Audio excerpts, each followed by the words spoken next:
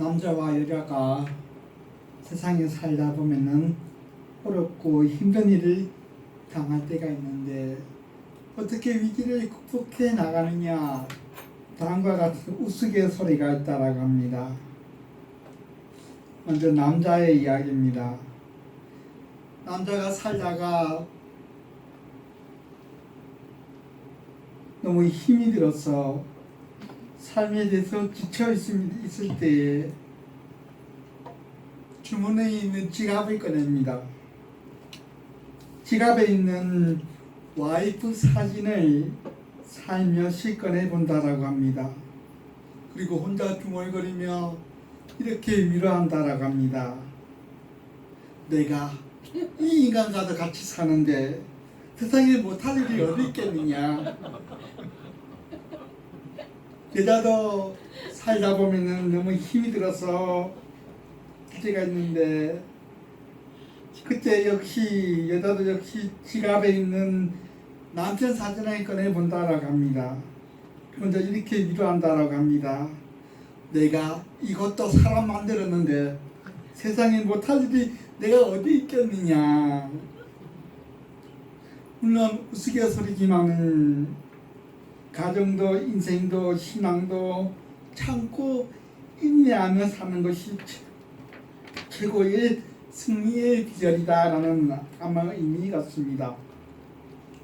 하지만 오늘 본문에서 우리 주님은 우리 성도들이 어떻게 해야 우리의 힘들고 괴로운 순간을 극복해 나가야 되는지에 대해서 잘 말씀해 주고 있습니다. 주님은 지금 자신의 가장 힘든 순간, 즉 맨몸으로 십자가에 못 박혀 죽을 순간이 다가오자 그 힘들고 어려운 시간을 이기기 위해서 겟세마네 동산에 오셔서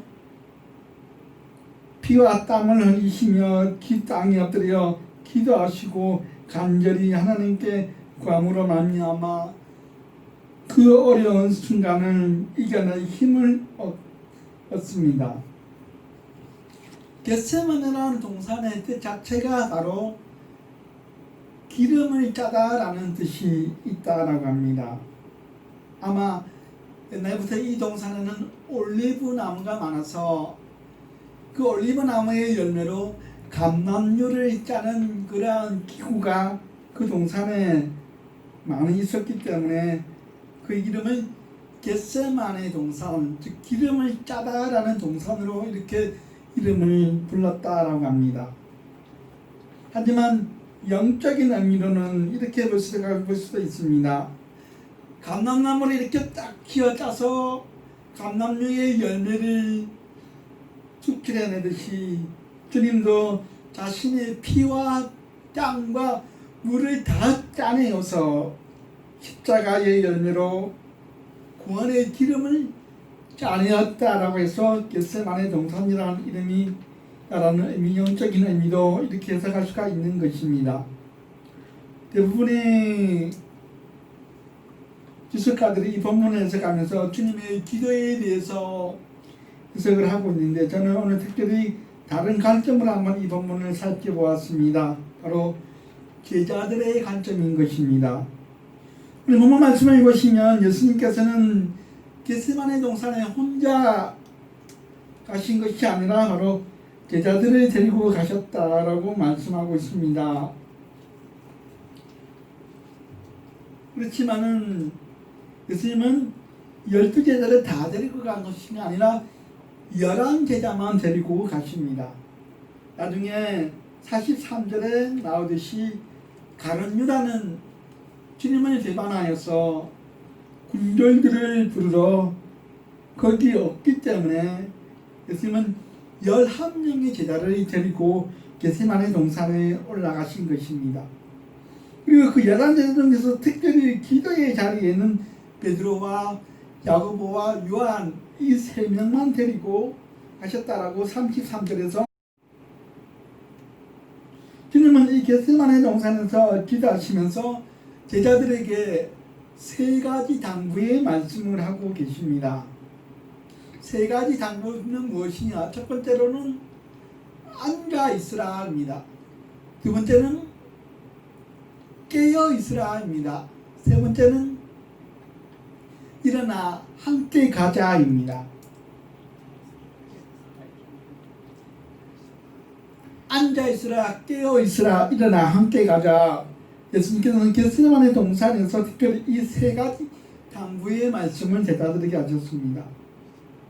이 세 가지 당부의 말씀은 오늘날 살아가는 우리 현대인들의 신앙에도 귀한 믿음의 지표가 되는 말씀이다라고 볼 수가 있습니다.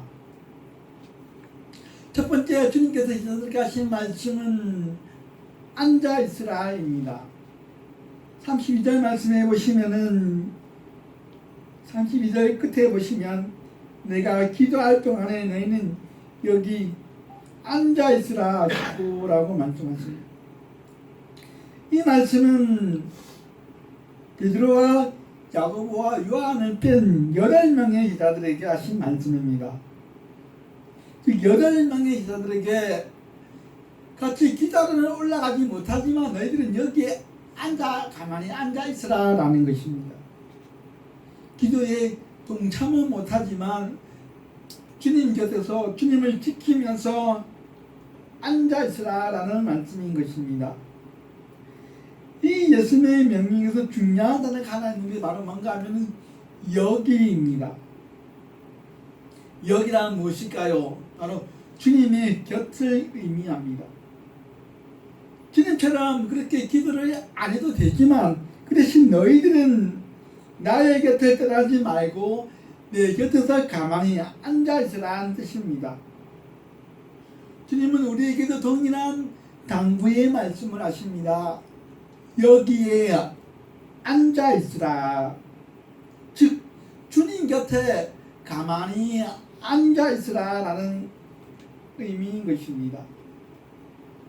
그런데 주님께 자리를 따라서 세상의 쾌락과 향락과 즐거움을 따라 여기저기 돌아다니며 주님 명령에 불순종한 사람들이 너무나 많이 있는 것입니다.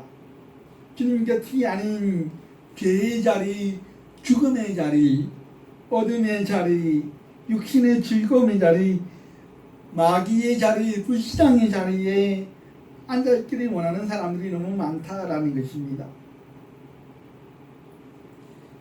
여러분 중에 혹시 기도가 잘 안 된다고 해서 기도를 포기하신 분 계십니까? 근데 기도 잘하는 방법이 있습니다. 뭘까요? 그냥 하나님의 성전에 나와서 가만히 앉아있기만 하면은 되는 것입니다. 주님의 성전에 나와서 가만히 앉아있으면 무슨 생각이 날까요? 예수님 생각이 납니다. 예수님 생각이 나면 어떻게 될까요? 그 다음부터는 그냥 가만히 있어도 기도가 저절로 나오게 되는 것입니다. 예수님께서 앉아있으라, 여기에 앉아있으라 말씀의 의미는 무엇인가 하면은 주님이 계신 교회의 자리, 예배의 자리, 기도의 자리, 말씀의 자리, 섬김의 자리, 찬양의 자리, 봉사의 자리, 믿음의 자리에 앉아있으라 라는 의미인 것입니다. 우리가 잘 아는 시편 1편 말씀 보시면 복 있는 사람이 나오고 또 반대로 악인이 나옵니다. 복인과 악인의 차이가 뭐냐 시편 1편 보면 잘 말씀해주고 있는데 악인의 특징이 딱 악인의 특징이 하나 나옵니다. 뭔가 하면 악인은 가만히 앉아있지 못한다라는 것입니다. 시편 1편 4절 말씀 보시면은 악인들은 바람에 나는 겨와 같도다라고 말씀. 즉 바람이 불면 이리저리 막 흔들리면서 그 겨들이 왔다 갔다 하듯이 악인들은 한자리에 주님 옆에 딱 앉아 있어야 되는데 못 앉아 있으니까 어떻게 합니까? 이리저리 막 헤매면서 자기의 즐거움, 육신의 쾌락, 죄의 자리, 세상의 즐거움을 따라서 이리저리 바람이 들어서 막 왔다 갔다 하는 사람들이 바로 악인이다라는 것입니다. 또 시편 1편 5절 말씀 보시면은 죄인들이 의인들의 모임에 들지 못하리로다 라고 말씀.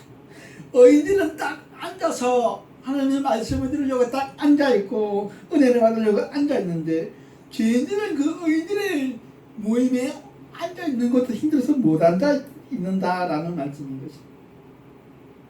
즉 죄인들과 악인들은 복 있는 사람 의인들이 앉아서 하나님의 은혜를 사모할 때에 거기 가만히 앉아있지 못하고 옥장한 데 가가지고 앉아있기를 원하고 이 세상에서 방황하며 돌아다닌다라는 것입니다.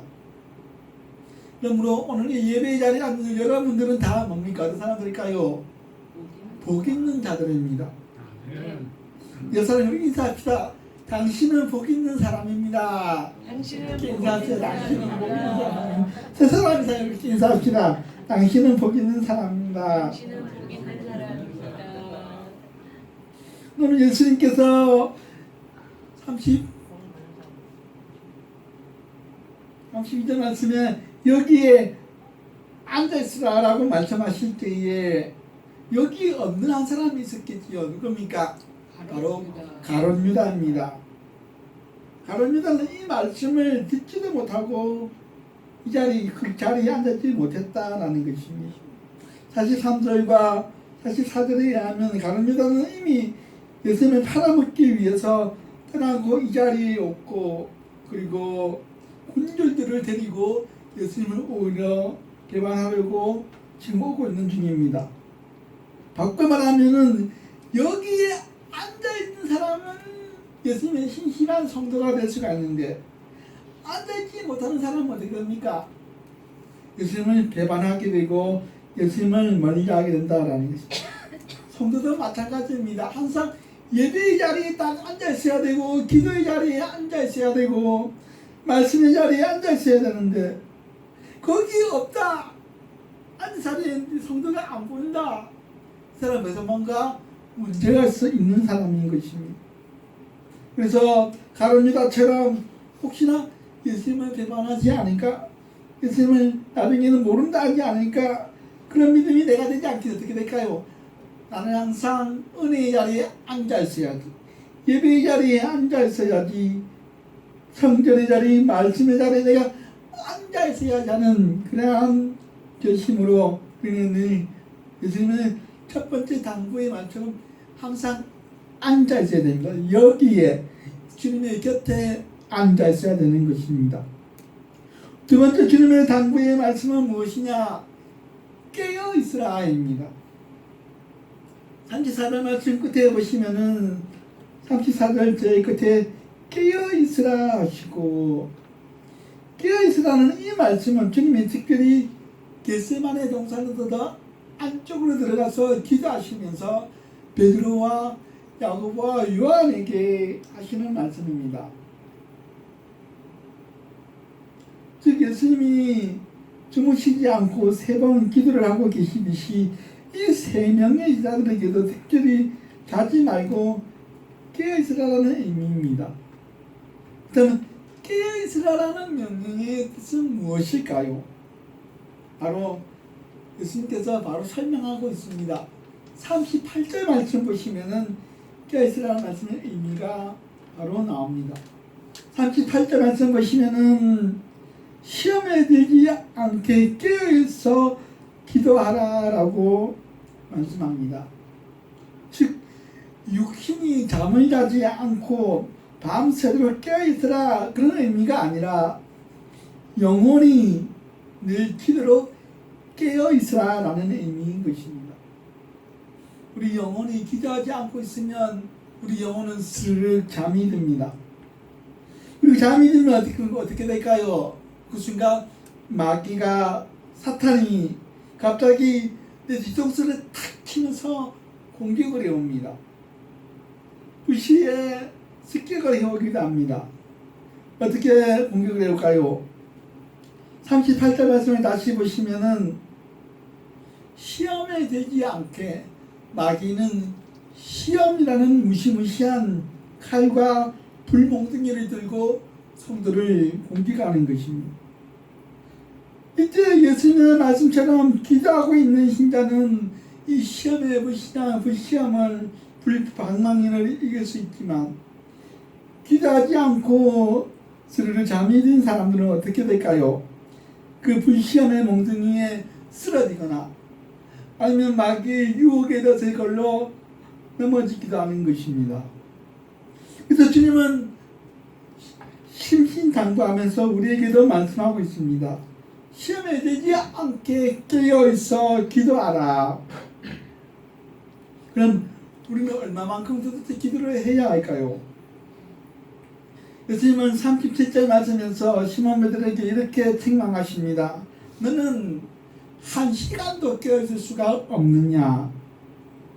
성도가 1시간만 딱 기도한다 그러면 그 성도는 절대로 시험에 들지 않습니다.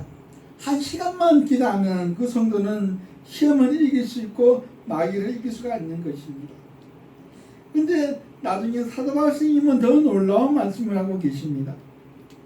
데살로니가전서 5장 17절과 18절 말씀, 우리 잘 아는 말씀이 뭡니까? 항상 기뻐하라, 쉬지 말고 기도하라. 쉬지 말고 기도하라라고 말씀하고 있습니다. 기도는 쉬지 말고 계속해서 기도해야 된다라는 것입니다. 그럼 어떻게 해서 우리는 기도할 때 계속 깨어있어 쉬지 않고 기도할 수 있을까요? 비결이 하나 있습니다. 그 비결은 성경에서 잘 가르쳐주고 있는데 바로 골로새서 4장 2절 말씀입니다. 골로새서 4장 2절 말씀에 이렇게 말씀하고 있습니다. 기도를 계속하고 기도에 감사함으로 깨어있으라. 기도를 계속하시는 비결이 있는데 그게 뭐냐? 감사하게 되면은 그 감사함으로 말하는 기도에 깨어있게 된다라는 것입니다. 즉 기도를 할 때 소원기도, 간청기도, 무슨 요구기도 그런 기도 하지 말고 감사 기도를 많이 해라라는 것입니다. 무슨 의미일까요? 우리가 기도할 때 하나님께 나가서 뭐라고 기도합니까? 하나님 뭐 좀 주세요. 하나님 나에게 물질 주세요. 복 내려주세요. 하나님 이거 주실 줄 믿습니다. 이런 기도만 계속하면 기도는 오래 못 간다라는 것입니다. 그럼 어떻게 해야 되나요? 어떻게 해야 된다는 겁니까? 감사함으로 깨어있으라. 항상 감사하라는 것입니다. 감사하게 되면 그게 바로 기도가 되는 것이고 그 기도는 결국은 저절로 매일매일 오늘 하루 종일 할 수 있는 기도가 된다라는 것입니다. 아침에 일어나서 새날 주셔서 감사합니다 라고 기도합니다. 밥 먹기 전에도 좋은 음식과 이 음식을 소화할 수 있는 건강 주시니 감사합니다 라고 감사합니다. 직장이나 학교 갔다 와서 무사히 하루 일과를 마치게 해주셔서 감사합니다 라고 기도합니다. 운전 중에도 운전을 잘할 수 있어서 그리고 운전을 무사히 갔다 왔음을 믿고 감사합니다 라고 감사합니다. 시장을 볼 때도 시장 가서 내가 좋은 물건을 잘 고르게 해주시면 감사합니다 라고 감사하고 그런 경제적 여유를 주셔서 감사합니다 라고 감사합니다. 이렇게 하루 종일 감사하면 어떻게 될까요? 하루 종일 기도가 되는 것입니다. 그럼 사도 스님의 권면처럼 쉬지 말고 기도가 되는 것입니다. 그래서 골로새서 4장 2절 말씀 보시면 감사함으로 기도에 깨어있으라 라고 말씀하고 있는 것입니다. 그러면 쉬지 말고 기도하라는 그 말씀이 내 삶 속에서 이루어지게 되는 것입니다. 그러면 우리는 예수님 말씀처럼 늘 깨어있어야 되는데 깨어있는 비결은 무엇이냐? 기도입니다. 그 기도를 또 하루 종일 깨어있게 하려면 어떻게 해야 되느냐? 항상 감사하면 되는 것입니다. 마지막 세 번째로 예수님의 주님의 제자들을 향한 당부는 무엇인가 하면 일어나서 함께 가자입니다. 본문의 마지막 절 42절 말씀 보시면 일어나라 함께 가자. 주님은 이제 겟세마네 동산의 기도를 다 마치시고 제자들에게 명령하십니다. 32절 말씀에 있는 앉아있는 8 제자들에게도 그리고 40절 말씀 보면 자고 있는 세 명의 여자들에게도 똑같이 말씀하고 있습니다. 지금은 일어나라, 그리고 나와 함께 가자라고 말씀합니다. 주님은 이제 자신의 마지막 수건이요 사명인 십자가를 지시기 위해서 겟세마네 동산을 떠나시면서 제자들에게 하신 말씀입니다. 주님 곁에 앉아있는 믿음도, 기도하며 깨어있는 믿음도 그 마지막에는 왜 그렇게 해야 되느냐? 일어나는 신앙이 되기 위해서, 주님과 함께 가는 믿음이 되기 위해서인 것입니다. 일어나라라는 말씀의 의미는 주님이 자신의 십자가를 지키기 위해서 이게 기도의 자리에서 일어나듯이 우리 성도들도 앉아있거나 기도만 하지 말고 일어나 자신의 사명을 감당하기 위해서 일어나야 된다라는 뜻입니다. 나에게 주어진 여러 가지 많은 사명이 있습니다. 장로의 직분, 집사의 직분, 권사의 직분, 그리고 교사의 직분, 성가대의 직분, 찬양대의 직분, 봉사의 직분, 다른 사람들을 권면하고 위로하는 직분, 남을 잘 섬기는 직분, 이러한 직분에 맞춰서 내가 사명을 충성스럽게 감당하기 위해서 주님은 말씀하십니다. 일어나라라고 말씀하고 계신 것입니다. 앉아서 기도하는 것도 우리의 사명을 잘 감당하기 위해서인 것이요, 은혜의 자리에 앉아있는 것도 우리의 사명을 감당하기 위해서인 것입니다. 즉 일어나기 위해서 우리는 앉아있어야 되는 것입니다. 우리 예수님은 마지막으로 이렇게 말씀하십니다. 함께 가자라고 말씀합니다. 함께 가자라는 말씀의 의미는 내가 이런 사명을 감당하기에는 나는 너무나 부족하고 연약하고 힘이 들고 벅차지만 주님은 나와 함께하여서 힘 주시고 위로해 주시고 나를 붙잡아 주시고 격려해 주시며 나와 함께 해 주시기 때문에 내가 일어나서 그리고 나의 사명을 감당하면서 저 천천히 향해 힘차게 걸어갈 수 있게 해주신다라는 것입니다. 예수님은 마지막 부활 후에 하늘나라로 승천하시면서 우리에게 놀라운 말씀을 하고 계십니다. 이번 주 암송구절 바로 마태복음 28장 19절에서 20절 말씀입니다. 암송구절을 정리해서 연말에 제가 다시 프린트해서 내주도록 하겠습니다. 마태복음 28장 19절 말씀, 20절 말씀 좀 다 아시는 말씀인데 제가 읽어보겠습니다. 그러므로 너희는 모든 민족으로 제자를 삼아 아버지와 아들과 성령의 이름으로 세례를 주고 내가 너희에게 본 바 모든 것을 가르쳐 지키게 하라. 볼지어다 내가 세상 끝날까지 너희와 항상 함께 있으리라 하시니라. 마태복음 28장 19절에서 20절 예수님의 마지막 당부의 말씀입니다. 마지막으로 예수님은 제자들에게 사명을 주십니다.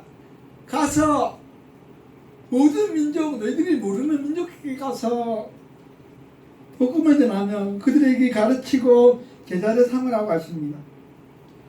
말도 안 통하고 밥도 못 먹고 밥도 음식 문화도 다르고 기웃다는 그런 다른 민족에 가서 복음을 전하기 얼마나 어렵겠습니까? 예수님은 걱정하지 말라라고 말씀하십니다. 왜? 세상 끝날 때까지 내가 너희와 항상 함께하여 주기 때문에 능히 감당할 수 있다라고 하십니다. 우리도 마찬가지입니다. 일어나라. 그리고 우리의 사명은 너희의 사명을 감당하라라고 하십니다. 우리는 말합니다. 나는 너무 약해서 못해요. 나는 너무 무능해서 그런 능력, 그런 사명이 감당할 수가 없어요 라고 핑계를 댈지 모릅니다. 그러나 주님 우리에게 말씀하십니다. 나와 함께 가자라고 말씀하십니다. 주님이 늘 나와 항상 함께 하시기 때문에 우리에게 새 힘을 주시는 것입니다. 그래서 우리는 세상에 나가서 승리할 수가 있고 사명을 감당할 수 있고 주님 주신 이 마지막 명령 모든 민족에게 가서 제자를 삼고 가르칠 수 있는 것입니다. 그러므로 우리는 주님과 함께 믿음에 동행하는 삶을 살 때에 승리의 삶을 살 수 있을 줄 믿습니다. 말씀을 듣겠습니다. 그 힘들고 고통스러운 십자가를 감당하시기 위해 주님은 겟세마네 동산에서 기도를 하시면서 이렇게 떼있는 세 가지 당부의 말씀을 하셨습니다. 여기에 앉아 있으라. 늘 주님 곁에 은혜의 자리에 앉아 있기를 바라는 우리 모두가 되기를 소원해 봅니다. 깨어 있으라.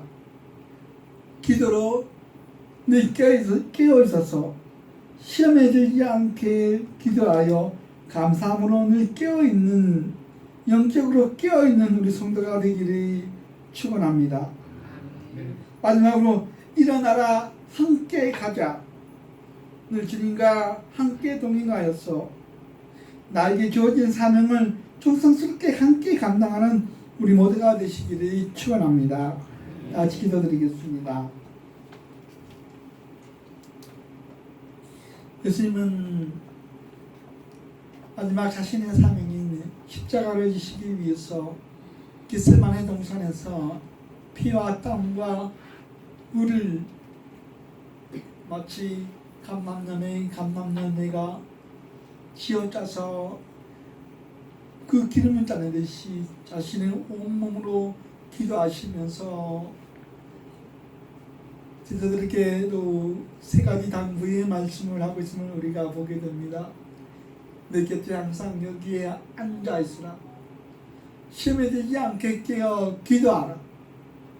마지막으로 일어나라 함께 가자라고 말씀하고 있습니다. 그래도 이 세 가지 말씀을 늘 가슴속에 새기면서 항상 은혜의 자리에 앉아있기를 사모하는 우리가 되게 하여 주옵시고 늘 시험에 들지 않게 깨어 기도하게 하여 주시고 특별히 감사함으로 기도에 깨어있는 우리의 믿음 되게 하여 주옵시고 그 주님과 함께함으로 말미암아 일어나서 세상을 향해 나아가서 주님이 주신 사명을 감당하는 우리의 믿음 되게 하여 주시옵소서. 그래 우리도 예수님처럼 예수님과 함께 그 십자가의 자리까지 갈 수 있는 우리 믿음 될 수 있도록 우리의 믿음을 붙잡아 주시고 늘 우리와 함께하여 주시옵소서. 오늘 것이 감사하며 우리 주님 예수님의 이름으로 감사하며 기도드리옵나이다.